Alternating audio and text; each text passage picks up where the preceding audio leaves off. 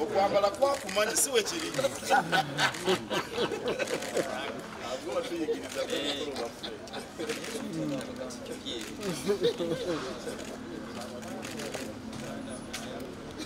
Tunamaliza. Tunamaliza.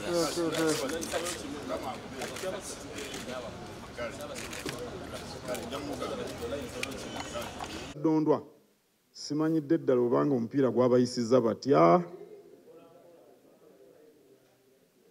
Omwami Stephen Dunstan Busuulwa mumumanyi wa Ssaabasajja Kabaka mu terefayina tuli naye ono Frank Gashumba azze ne banne babiri bano omu ku bo nga mumumanyi era idde mu ofisi yange netubaako bye tunyumyamu. Frank Gashumba ono namumanya dda era mu ofisi yange ey'obwaloyo yajjangayo nga tulina emirimu gye tukola myaka mingi egiyise, naye bw'ojjako ekyo ava Buddu e Kalungu era amanyiddwa bulungi nga munnabuddu.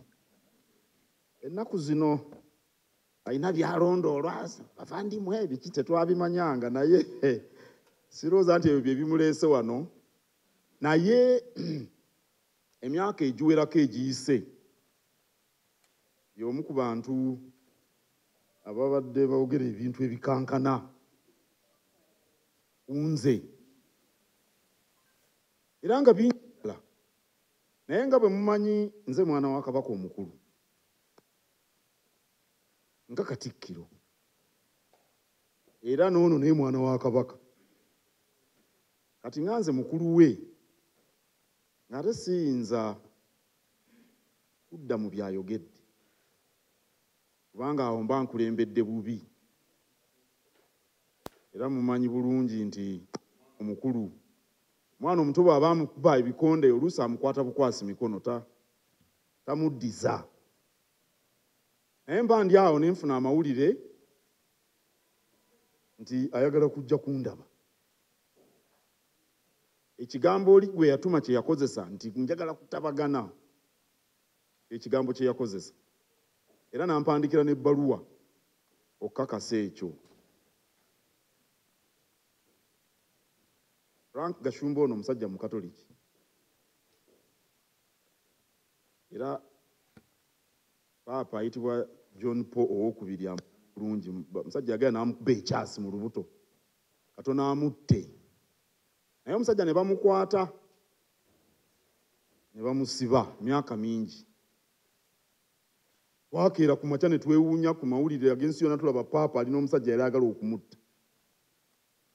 Ne ŋŋamba nti ate nze gwe bataakuba ssasi gwe baayogerera obwogerezi oli bw'aba ayagala okujja tunywe ffenna olwendo lw'amazzi lwaki tetulunywa? Ne mugamba jangu era nsanyuse nnyo okukulaba wano.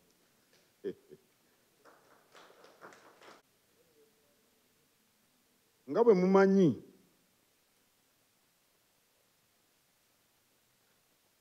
mu nsi buli omu ku ffe aluubirira okubeera omuwanguzi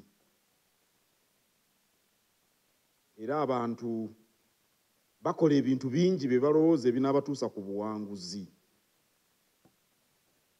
Abamu baba baagala nsimbi, abamu baba baagala kitiibwa, kumanyika. N'obuwanguzi bujjira mu mbeera za njawulo. Oli ayinza okufuna obuwanguzi oba mu mizannyo oba mu kuyimba, naye obuwanguzi bwonna obwo buseebengerera. Ekiseera kituuka ne buggwawo, n'ensimbi abantu zitera ne zibaggwako. Oluusi oba n'ettutumu nalyo ne liggwawo. Ekitaggwawo bye bigambo bye twogera. Ekintu ekitaggwawo bye bigambo bye twogera. Era waliwo n'olugero lw'Ekiganda olugamba nti emmeeme etafumba bigambo ekwogeza munno ky'atalyerabira. ebigambo bisobola okuba eby'omutawaana okusinga ensimbi oba ettutumu. N'olwekyo oli bw'asalawo okutereeza embeera, nsuubira nti ajja kwogera ebigambo ate ebitereeza biri ebyasooka. Ekyo kirungi ku lulwe ng'omuntu n'abaana be n'abazzukulu be. Kirungi ku lw'Obwakabaka. Frank Gashumba nze mulaba nga Muganda ne bw'aneeyita muvandimwe, naye ye Rwanda kyajja atandika okugendayo. Akulidde wano Kalungu. Era eby'ennono ddala by'amanyi bya wano bya Buganda. N'olwekyo nga ye omwana wa Kabaka kirungi okujja okutereeza embeera, era nakusanyukidde nnyo olw'ensonga eyo. Ab'enju ya Tamale Mirundi bazzeeko wano. Nabuulira Ssaabasajja nti bajja. Nangamba nti baagala kwetonda bajje, kubanga okwetonda kya buntu bulamu. Awo nno ensi ejja kukulaba ndowooza mu bbala eddala eryebadde tekulabiramu bulijjo. Tusanyusa okukulaba era ndowooza muzindaalo guno nguwe ggwe wennyini. Otubuulire ekikuleese.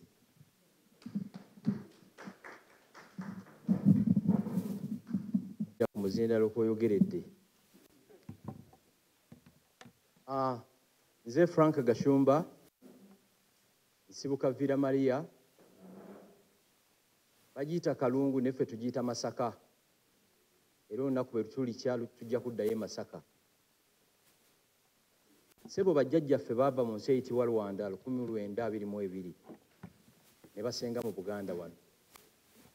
Tewali kitundu mu Uganda kyabudaabuda Abanyarwanda nga Buganda, tekiriiyo. Era mu historia ya Uganda, Buganda kye kifo kyokka Abanyarwanda mwe bataayina refugee camps. Ebitundu byonna ebirala Tooro, Ankole waliyo refugee camps z'abaki? Z'Abanyarwanda. Era bajjajjaffe batugamba nti bajjajjaffe bangi baafiira mu Lake Mbulaawo olwokubanga Kabaka yaliwo then Wankole yali abagamba badde e Rwanda. Kabaka wa Buganda yaliwo n'abagamba mubaleke bakontinuinge bajje mu buki mu Buganda. So l'Enyarwanda ne Buganda eringa ng'eya Amerika ne Bungereza. Era jjajjaffe Serafina yafa kansa 1984. Twali tukyali baana bato yatugamba timulwanyisanga omuntu yenna ne timulwanyisanga Obwakabaka bwa Buganda. So attachment ya Obwakabaka nkulu nnyo gye tuli. Era wano tujjukirako ojja waffe oba kitaffe Higiro Ssemajjege yaliko wano mu lukiiko lwa Ssaabasajja Kabaka. Mu nsonga eyo yennyini zize kuzzaawo nkolagana ne Katikkiro wa Buganda. Era ebyo mbimusabye mu woofiisi ye kubanga namumanya bbanga ddene nga ayina lofaamu gye bayita Buule and Mayiga. Yes, ekyaliwo. Okay. Ne mumanya nga ate minisita wa Ssaabasajja Kabaka, minisita wa information. Programu yo gye wakolanga oba yabangawo Lwakutaano nga nze ne maama wange tugiwuliriza nnyo. So obumulumulu bwe bubeerawo situba na mirembe. Situba na mirembe. Obumulumulu bwe bwaliwo mukwano gwange Bishop gwensinga okwagala mu Uganda ayitibwa Silvers Jumba. Yaŋŋamba oli mu Katoliki ate oli w'e Buddu. Buno obugulumbu situkola ki? Situbwetaaga. Ne bambi n'omugenzi Kizito Lwanga ne Judy Mbabaali yali gavana w'e Masaka. Y'ensonga ekoze eki? Endeese wano. Nga nkusaba enkolagana gye twayina egende mu maaso. N'ebigambo bye twakosa nga si birungi olumu kitulinnya. N'otuna n'ogamba vidiyo eno yali nze oba yali muntu muki? Yali muntu mulala. Tuli mu nsi stressinga nnyo. Naye abantu abali civilized bw'okula olaba nti I think yali ki? Yali nsobi. Era ndowooza abantu abagunjufu be balaba nti akoze ensobi n'akola ki? Ne yeetonda. Kyekindeese wano. Ssebo nakoma okujja wano oba 2010 mu hoole eno. Lwe nakoma okujja wano. Nze omu ku baasooka okuteeka essente ku ttaffaali ewa e Kasubi nga Katikkiro Walusimbi yakyakola ki? Lwakuba afuddeyo okukebera documents naye nga tuziina. Kyekindeese wano. Ssebo tukwebaza. okulwanira Ssaabasajja Kabaka. By'oyitamu tubiraba, ne bakubanja Kabaka, abakubanja Kabaka tebamuyinaako Luganda, era gye mbaddeyo nga mbyogerako nti Buganda, Ssaabasajja Kabaka alina Katikkiro, ayina baganda babalangira n'abambejja, ayina abaana be, mwe ababanja Kabaka mumuyinako Luganda ki? Twali tuli awo Ssaabasajja Kabaka ng'akoze eki? Ng'akomyewo essanyufu bwe tulaba Kabaka nga tufuna emirembe. Kyekindeesewa. Nayise ne mikwano gyange ono muganda wange bamuyita Wiitonze Juma Wegomba ne muganda wange Saka Ddungu Muweesi ono weekawoko ng'ogenda Ssembabule. Saategedde nti mukolo gwa maanyi mbadde nja kuyimbulira abantu wano. Naye mbadde nkusaba mu maaso eyo nzikirize kuleetere ku bavandimwe wano. Mbakuleetereko bakole ki? Obalabe ate nabo baagala nnyo Ssaabasajja Kabaka. Teri aliyawukanya bannansi ba Uganda bayitibwa Abanyarwanda n'Obwakabaka bwaki bwa Buganda. Baatusangawo era bajja tukola ki? Bajja tulekawo. Yebese. Bwe muwulidde muto wange ayogera, okwetonda nkukkiriza. Era n'enkolagana eddewo. Naye n'abalala tobavuma. N'abalala tobavuma. Yogera bwogezi wa bwino. Bwino eyeetaagisa. Bw'ojjayo bwino akweyimirira. Oli yambuuza olumu. Ekyamazima yali ambuuza ku ggwe n'ettamala emirundi. Nti naye lwaki tobaanukula? Ne mbagamba nti kubanga byenkola tebiriimu mavuunya bijja kunneeyimirira. Katonda mwebaza nti kituukiridde olwaleero ggwe n'ojja ne weeyogerera ensonga eno, era ndowooza nti okukkaatiriza Kabaka kye yatugamba okwetonda kya buntu bulamu. N'olwekyo twagala tubeere bantu balamu, tuzimbe eggwanga eryeyagaza. Uganda si nnene nnyo naye nnene ekimala ffenna okubeeramu.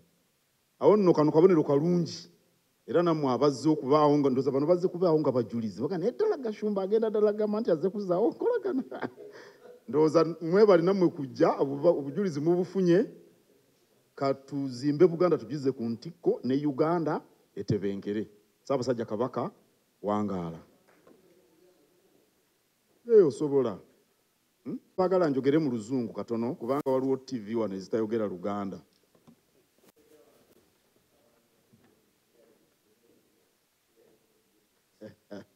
Oyo mutabani wange Brian Semanda naye alina kye yeeyita, weeyita Makona naye we muzzukulu wange ate ebya ddala ddala. Waawali kabonero omanyiiwe kabonero we bamuzaala. We are gathered here to receive my young brother here, Frank Gashumba, who sent a message that he was interested in coming over here to reconcile with me. I don't know that the word reconciliation is right because I never really had anything against him. To apologize should be the right word because I never provoked him to say what he was saying. Much of what he was saying was distasteful, as we all must have heard it with our own ears. But then, it's only someone with courage and a certain level of humility that can come out to say, what I did was wrong. I would like us to start moving on a clean sheet. And that's exactly what he has done. And I thank him very much for the initiative. And I hope going forward, we can all work for the good of the kingdom and for the country without undue rancor, without undue anguish or vehemence, which we've been witnessing over the years. So I wholeheartedly accept the apology, and I am ready and willing to work with him. He's my young brother. He comes from Masaka, Budu, and we've known each other, like he said, for quite a long time. And I hope it is gentlemanly that we, concentrate on the key areas. There are certain areas Gashumba talks about that are very pertinent, social and economic transformation of the ordinary person. Those are pertinent issues which we must concentrate on. We should try to avoid personal attacks or personal issues which can only hinder us from discussing the major issues which concern the ordinary person, the people who are less fortunate than us. And those are the people we are expected to help, you know, get better lives. And I think that's where we should concentrate. And I'm sure he will continue talking, of course. And I hope as he continues with his talks, he will be more kind and more considerate to the people he talks about. Thank you very much and God bless you. Sebo Katikkiro nyina ensonga gye neerabidde. Sebo nkwebaza nnyo nga gye nkomezza olw'ekirowoozo eky'okkunga abantu mu Buganda okulima emmwanyi. Minisita wa Kabaka akola ku nsonga za kabineeti ez'olukiiko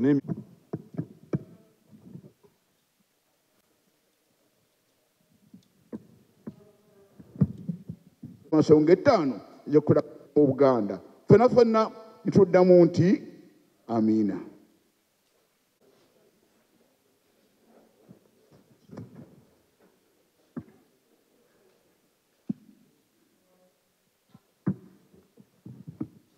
Afuge Obuganda bwonna naffe nga tumwesiga. Twesiimye nnyo olwa Buganda yaffe. Ekitiibwa kya Buganda kyava dda naffe tukyekomenga.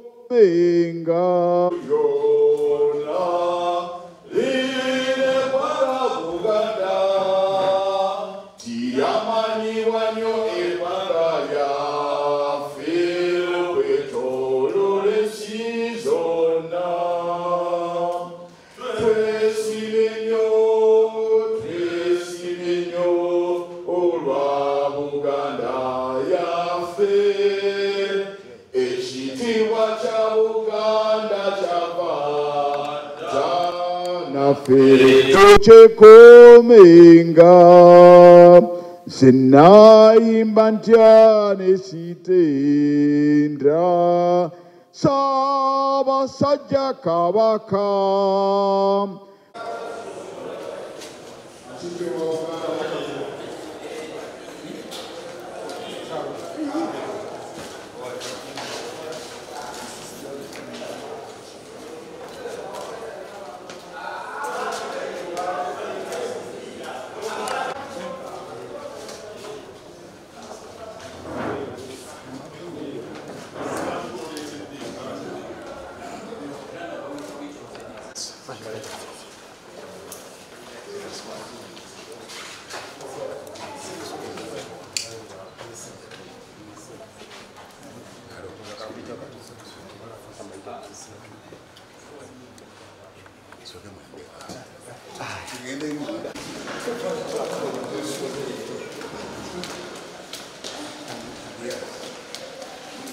Maybe one take them.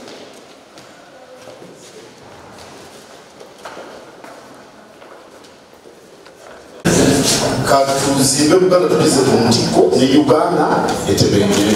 Ssaabasajja Kabaka wanga.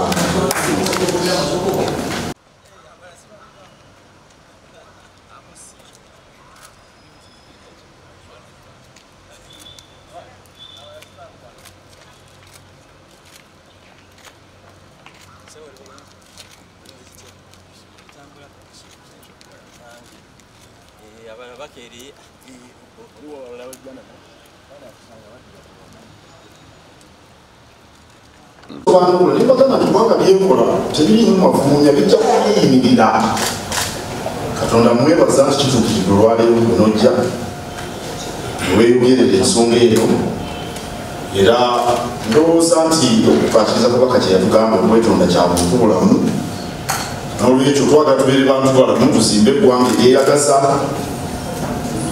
Uganda si nene ekimala ffenna okubeeramu awo nno kano kabuliro kalungi era namwe abazze okubaawo bano bazze okubaawo kagatuliza okayetalagashuba agenda ddala gamanyi azze kuzaawo yafa kansa 1984 twali tukyali baana bato yatugamba timulwanyisanga omuntu yenna naye timulwanyisanga obwakabaka bwa Buganda so attachment ya obwakabaka nkulungi gyetuli bajjajjaffe bangi baafiira muleka engulu awo olwokubanga kabaka yaliwo then Wankole yali abagamba baddeerwa kabaka wa Buganda yaliwo nabagamba mubaleke bakontinue bajje mu buki mu Buganda so relationship y'Abanyarwanda ne Buganda eringa ng'ey'Amerika ne Bungereza era tuli mu nsi ekusiwesinga nnyo naye abantu abali civilized bw'okula olaba nti I think yali nsobi era ndowooza abantu abagonjufu be balaba nti akoze ensobi n'akola ki neyeetunda kyekindese wano sibonakoma okujja wano oba 210 muboole benakoma okujja wano nze omu kubasooka okuteeka esente ku ttafaali ewa ekasubi nga Katikkiro Walusimbi yakyakola ki lwakuba saafundeyo okukebera documents naye nga tuziina kyekindese wano sebo tukwebaza okulwanira Ssaabasajja Kabaka byoyita mutubiraba ne bakubanja kabaka abakubanja kabaka tibamwinamu Luganda era gye mbaddeyo nabyogerako nti Buganda Ssaabasajja Kabaka alina Katikkiro ayina baganda babalangira n'ababejje ayina abaana be mwababanja kabaka mumwinamu Luganda twali tulawo Ssaabasajja Kabaka ng'akoze eki ng'akomyewo essanyu twe tulaba kabaka ekindese nayise ne babe kyamuntula awo nno ensijja kulaba noza mumpala ddala ebyotemabimu bulijjo tusabisa okulaba era ndowooza nzirabuno wegwenyini